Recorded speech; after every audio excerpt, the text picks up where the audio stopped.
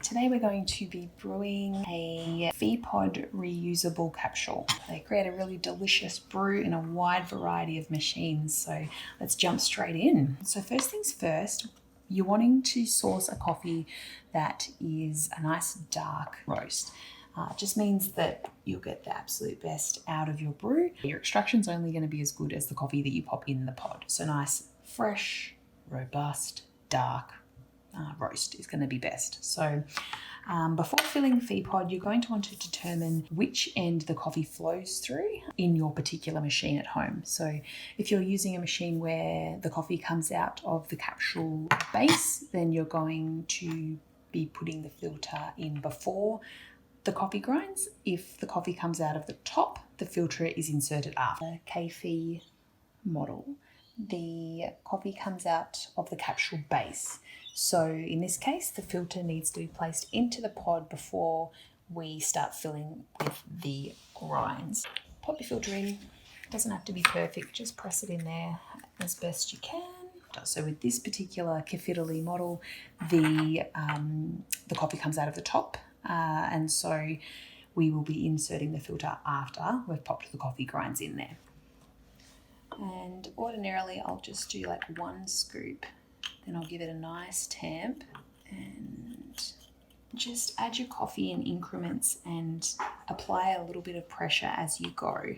And you'll soon see what works best for you and your machine. If you find that the coffee's pouring out when you brew your shot, well then you might want to increase your tamp and go a little harder. If you're finding that the coffee's only dripping out, well then perhaps you've tamped a little too hard, so you might want to be a little more gentle. So paper filters are actually optional. They're not a vital component to your reusable pod. It just creates a little bit more internal pressure within the pod, which means that your extraction strength is increased. So it's also a nice little product to have. You're finding that there's grinds ending up in your brew. Popping a paper filter in eradicates that problem. So good for strength, good for troubleshooting coffee grinds. We always recommend trying with and without and seeing what you prefer. I've just left enough space so that that lip on the silicone lid will fit nicely, and obviously with space for the paper filter as well. So popping that filter in like so, that's it, and then your silicone lid.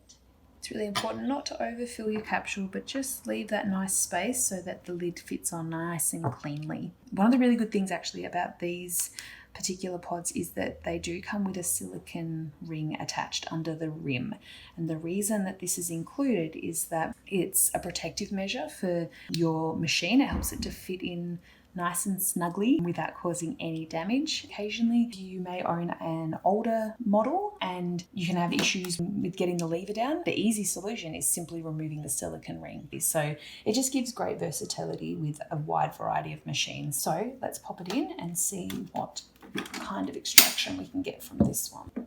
Pop it in. It's important to always select the short shot, the small cup button. This just produces the correct volume of water for the amount of coffee in that pod. You're not wanting to over extract. You're not wanting to get blonding where there's this weird discoloration at the end of your shot. That's bad and it'll be bitter. So we want to get that nice first portion, and the short shot is going to achieve that. So always short shot with reusable capsules.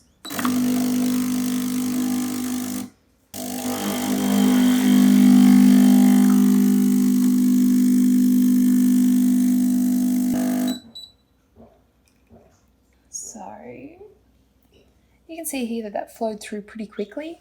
If you wanted to slow that down, if you wanted to try and get or the strongest sort of extraction that you could get from the pod, you could tamp harder than what I did. Even so, this is a nice little coffee. You can see it's nice, good color there, nice little crema.